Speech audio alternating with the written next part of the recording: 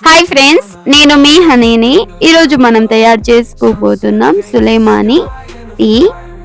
ఈ టీ మేము 15 సంవత్సరాల నుండి ఇంట్లో తయారు చేసుకొని తాగుతూ ఉంటాం. బిర్యానీ చేసిన ప్రతిసారి చాలా తేలికగా ఉంటుంది. ఆఫ్టర్ బిర్యానీ తిన్న తర్వాత తాగితే ముందుగా స్టవ్ మీద కుండ పెట్టుకొని ఎంత కావాలో అంత క్వాంటిటీలో వాటర్ యాడ్ చేసుకోవాలి. నేనైతే ఒక గ్లాస్ వాటర్ యాడ్ చేసుకొని టీ పొడి కొద్దిగా మాత్రమే వేసుకోవాలి.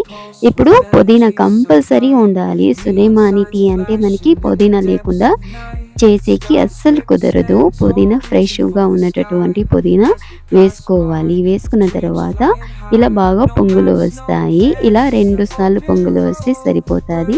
ఇప్పుడు బాగా ఒకసారి కలుపుకోవాలి. ఇలా కలుపుకున్న తర్వాత ఇప్పుడు sugar 2.5 table spoon sugar add చేసుకోవాలి. ఎక్కువగా షుగర్ కావాలంటే 3 టేబుల్ స్పూన్ షుగర్ యాడ్ చేసుకుంటే సరిపోతుంది.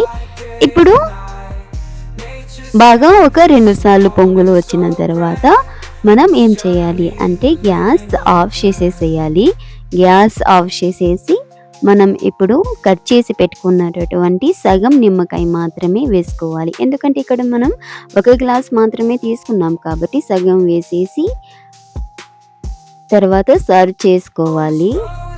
ఇలా సర్వ్ చేసుకొని వేడివేడిగా తాగితే మనకి చాలా తేలికగా అనిపిస్తుంది. ఫుల్గా బిర్యానీ తిన్న తర్వాత అంతే ఈజీ. ఇంట్లోనే మనం సులేమాని తయారు చేసుకోవచ్చు.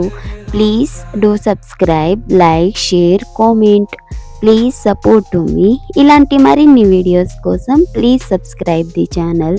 Thanks for watching video. మళ్ళీ మరొక వీడియోలో కలుద్దాం. Until then please support on my channel. Bye, ఉంటాను.